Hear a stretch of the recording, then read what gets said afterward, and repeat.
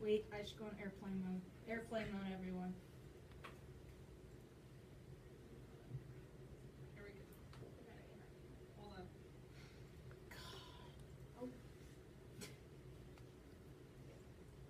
Ready? Recording. Hi, my name is Tori Thompson. I am an academic advisor with the Career Planning and Advising Office. I have several questions here that I'm going to answer. Just frequently asked questions about our office and why students should come see academic advisors. So the first thing is what does CP&A stand for? That's the common abbreviation that you'll hear around campus. That's Career Planning and Advising. I'll read to you our mission statement so you have an idea of our foundation. It's to empower students through the development and education by aiding them in identifying, exploring, and accomplishing their academic goals and career ambitions. But really to break it down, a few services that we provide are evaluating of test scores when students come to our office. We look at their placement scores, whether it's the AccuPlacer, ACT, or SAT. We take a look at where they're placing, make recommendations for courses to take. We create degree plans. Many students are eager to get a 4-semester plan in place so that they know where they're going, and so they want to plan a little bit more in the future, and they do so.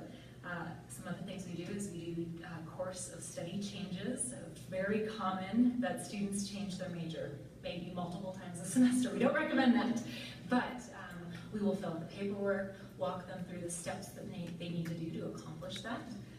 We assign academic advisors, so based on students' major and their last name, we set them up with a specific advisor. For me, I advise for the public and human services, which would be social work, psychology, teacher majors, just to name a few. We have other categories like engineering and sciences, applied sciences, health sciences, arts and humanities, that category. And so depending on what you're interested in studying, we'll set you up with the right advisor. So what advice do I have for current students at Pikes Peak Community College? Usually my advice is to see their academic advisor or their faculty advisor at least once per semester. I think that's helpful to stay on track and to make sure that you're not taking classes that you don't need to take. Let's see here. What is the role of an academic advisor? So I shared a little bit about what we do, but part of that is to really prepare students for graduation, making sure that you know what is the proper academic standing to continue at Pikes Peak, evaluating GPAs and just evaluating your progress. A big part of our role is to actually prepare students to transfer to get a bachelor's degree. Here at the community college we offer associate's degrees and certificates. Several students prepare to go on to a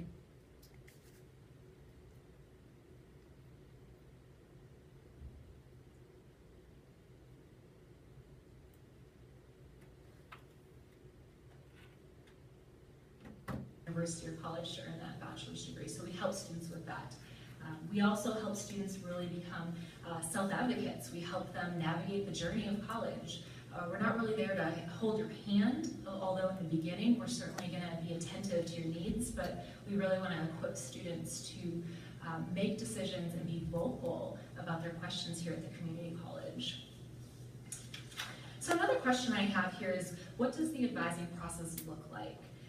And I will say that's different for every single student, whether you're new, brand new student, maybe a transfer student, maybe a student about to graduate. Most often, we make the course recommendations. We make sure to teach students how to register for classes.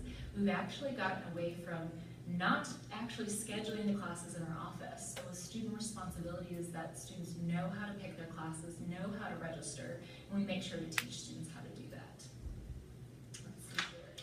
The next question I have here is, do students have to make appointments to talk to an advisor? Well, we offer 2 types of advising. Walk-in advising, where you can sign in, see any available advisor, or you can schedule in advance to meet with your specific advisor. Although if you're trying to do that last minute, availability might be a little bit tight. We usually recommend that students make an appointment about 1 to 2 weeks out to ensure the best available time. Let's see here. Another question, is advising available on every campus? Every main campus. Advising is located at Rampart Range campus, downtown Studio campus, and the Centennial campus here at the main campus. question would be, what are some suggestions for students unsure about their degree, which we get that a lot. And part of CP&A is the career part, career planning and advising. And we offer career advising where students can make an appointment with a career advisor. They can go through a few personality interest assessments. They can do some evaluation with that. They can look at some credible career websites to see about salary, income, job values, things like that. Students tend to want to know, if I major in this specific major, what is my job going to be? And so they talk about the difference between major and occupation and vocation.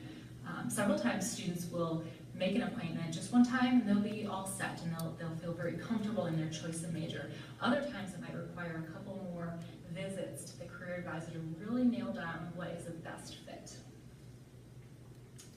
Let's see here. A few other frequently asked questions about we get in career planning advising is, when will I graduate? And so I'll address that here. Usually students graduate in 2 years if they're taking about 4 to 5 classes per semester. It's about 60 credit hours, give or take a few depending on your program, to get a degree.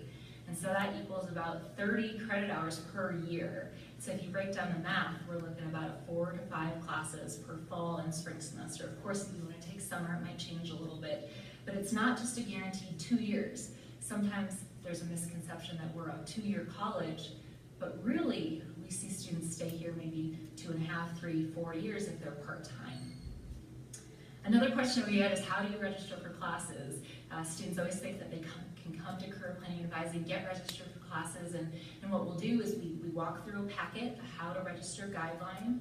We make sure students don't have any holds or surprises on their account that might limit them from registering for classes.